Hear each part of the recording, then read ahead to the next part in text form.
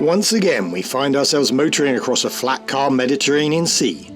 But this time we are full of fuel and it is part of the plan. We have had the predicted northeasterly winds and are now passing through the forecast flat patch, hoping for the southwesterlies on the other side. It is a slow process, but broadly speaking, the forecast appears to be coming true. Join us now to complete this voyage and drop anchor amongst some stunning French islands.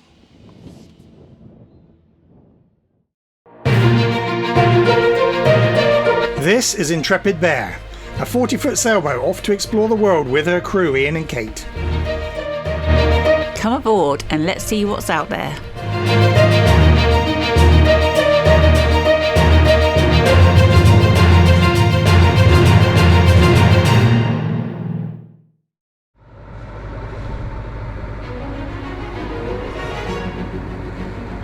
So flat, but I was just sat here, a bit of bagpipe practice, electronic bagpipe practice, my eyes streaming because this air is not super warm,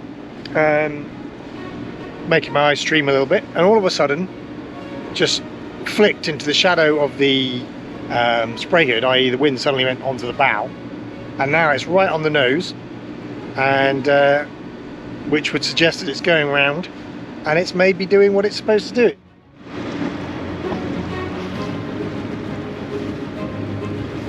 You can see the mainsail is thinking of coming over, so just need a little bit more. It is happening.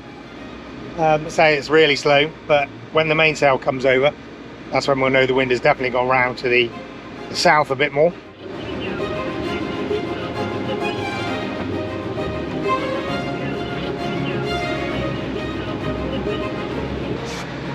So we just decided, we had a chat and we decided that rather than keep heading aimlessly, it's not aimlessly, but keep heading west in the hope for that southerly wind.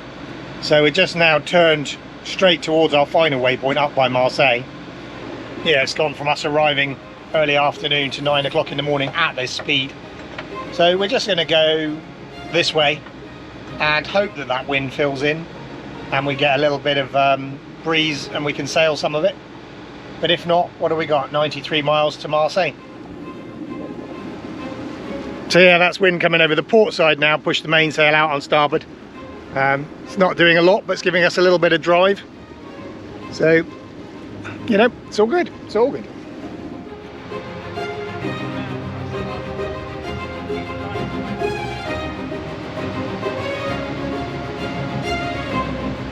Roast dinner at sea. You like your roast dinners, don't you? Yes. It should be a Sunday, but I know it's not Sunday, but Sunday roast. Could be Sunday for us. Could be.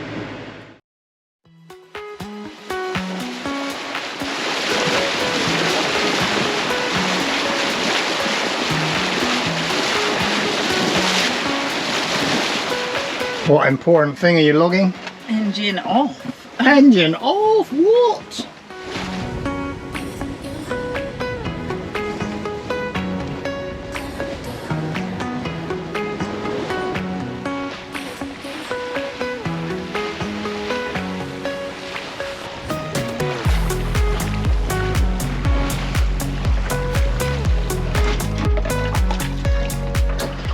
Washing up is not quite so easy at this angle. This is not rough, I couldn't really do it if it was absolutely chucking around everywhere, but I can't just stack the dishes on the side like I would normally and then wash them, so I've had to start with a sink full of dirty dishes, which is not my normal way. I normally like clean water and then I clean the cleanest things first, but not really got an option but to just fill the sink with the washing up and fill it with water at the same time. Yeah, so that wasn't too bad. It probably won't be as good as it normally is, but it's all washed up and we're still doing what, 5.2 knots? ETA, what's that ETA? I can't read it from here. 8:48 tomorrow. 8:48 tomorrow morning at this speed. We should be pulling into an anchorage somewhere around Marseille. I wouldn't anticipate it staying this strong all night, but you never know. But for now, we are sailing properly.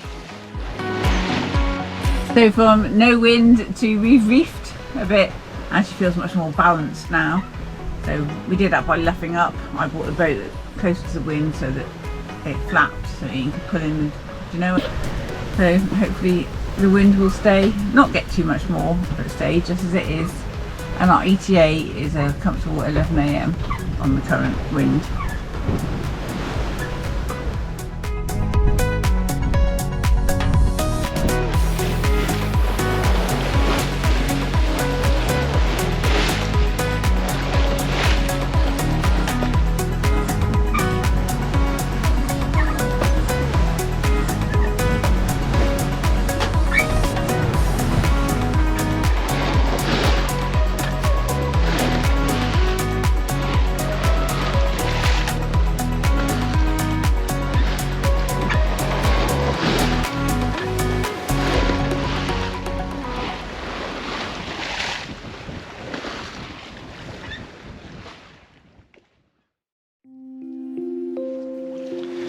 So it's just gone 1 o'clock in the morning. I came and watched at midnight.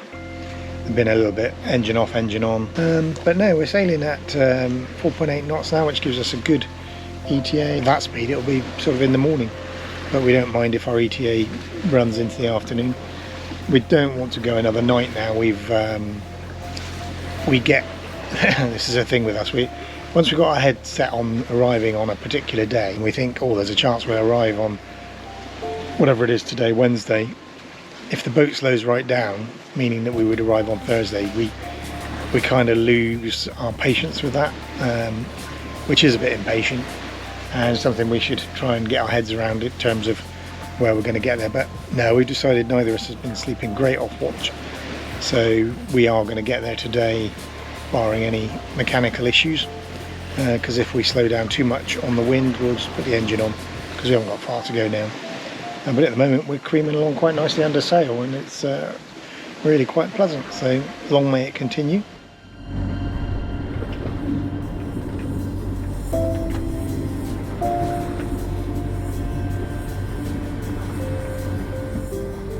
Land ho, mainland France.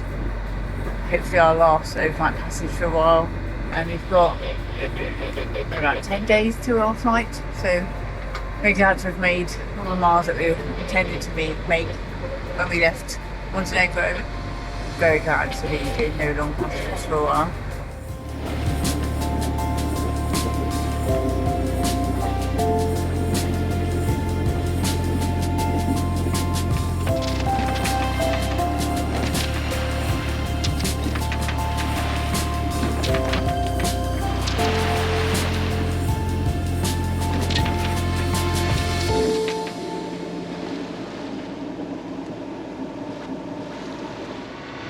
Woken up getting chucked around all over the place this morning.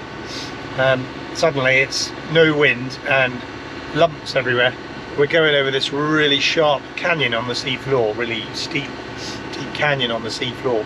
So we reckon that's probably funneling water up, causing an upwelling, causing these bouncy bits. It's not very pleasant, but we've got no wind, so we put the sail down because that was just flapping backwards and forward. And we've got about 10 miles to go to the waypoint that we're almost there. Let me just turn around the corner of the bottom island, and we're due there about 10 o'clock.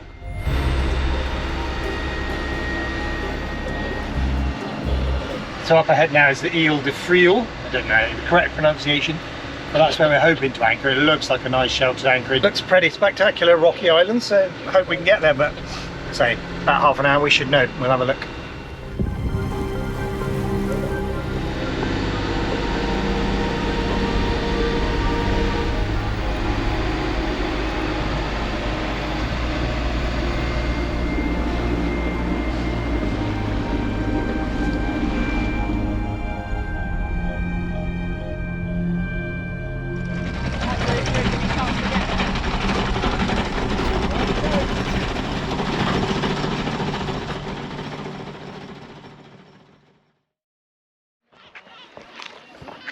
Stepping ashore on the Ile de Friel. Looks really nice. It looks like a really nice spot. Just hope the weather's kind and we can stay here for a few days. And hopefully in this weather we can stay for at least 2 or 3 days, probably a bit longer before the wind turns. And we need to, given we've just rushed our way from Corsica. Due a rest and some relaxation. Nice. You can see all the masts out of the old castle and the old town of Marseille up behind Yes. there. Right there. Yes. Made it to Marseille. My beer. Try again. Gentle. It's a big celebration. You're going to break the glasses, you keep making me do it. 'Cause we've made it to goddamn Marseille. Finally. Who'd have thought we'd been worrying about getting here with 6 weeks to get here, but... Yeah. What's it, the 7th today? Yeah, 7th We've got today. 12 days. So we've got 12 days in hand, but it's nice to have that. But it's been a bit of a worry with taking the weather windows. Yeah, early season was not good. It wasn't even that early. It was the very end of April, beginning of May. Yes. So yeah, but we're here. Spring did not spring. No. But we're here. We made it. Cheers again. Yeah. Take our foot off the gas. No more overnight passages for a while because they're fun, but they are exhausting, aren't they? I'm so tired. Yeah, well, it's just we don't sleep that well, do we? No. And sailing's worse because you can hear everything. The engine is actually better for sleeping off watch because you can't hear anything except the engine. So the engine just is like white A noise. soothing white noise. Yeah, it is. It's easier to sleep under engine. Even though the noise is louder, it's easier to sleep under engine because it's just the white noise, you can't hear anything else. 4 hours off in which you need to wind down if anything's gone on your watch, relax, sleep, with the thought knowing that you're going to get woken up again. It's really hard, isn't it? Yeah. Anyway, we made it and we're not doing any more nights for a while. One more. How many cheerses will I edit into this video?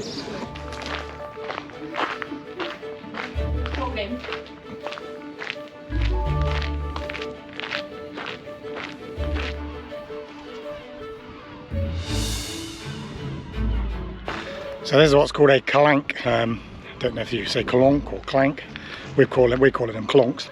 But yeah, there's lots of these on this part of the coast, and they're basically limestone or porous sandstone gullies, and they make for some pretty stunning anchorages and spectacular scenery. But yeah, this is the calanque. Can't remember the name. I'll have to look it up and put it up. But yeah, there's Intrepid Bear down there in the clonk.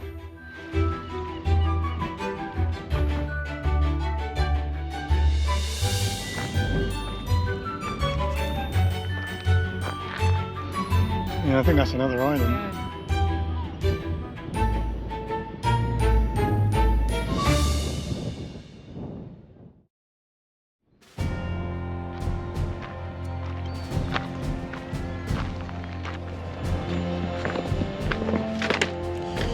Whilst the islands were stunning and tranquil, they were littered with evidence of darker times.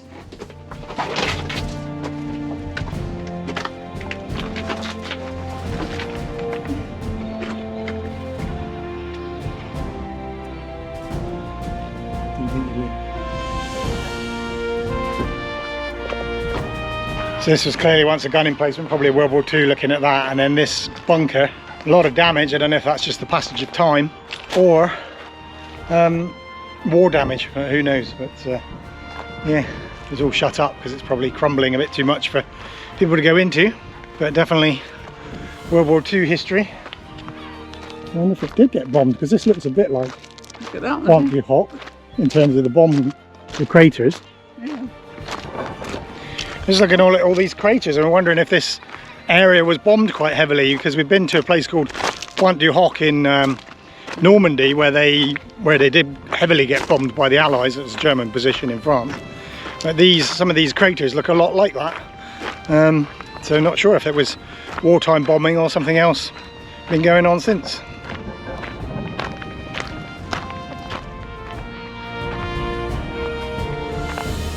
Due to their natural strategic position on the approach to Marseille, these islands have long been heavily fortified. During the Second World War, the Germans took over the fortifications and modified them with construction of new batteries and defences. Towards the end of the war, the Allies began to bomb the uninhabited but heavily fortified archipelago on a massive scale to destroy the advanced defences that were hindering their access to Marseille. Even now, bomb craters can be seen littering the islands.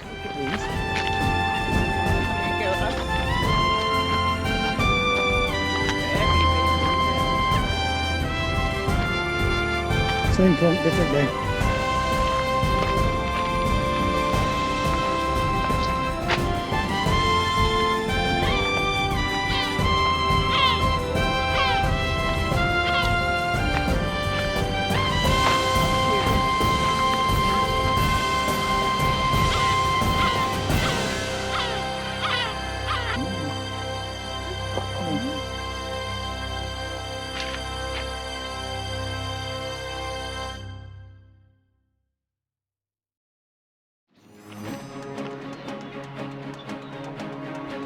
These islands were stunning, and I would have loved to have brought you some drone footage. However, despite the fact that the Germans left almost 80 years ago, the islands still had some formidable defences against my kind of aerial surveillance.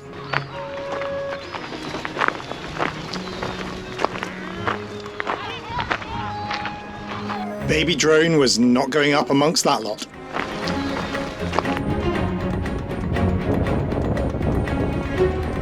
The Ile de Frioul were beautiful and we could have spent several days there. However, the weather had other ideas, so it was time to move on. Join us next time as we head onwards towards our scheduled haul out.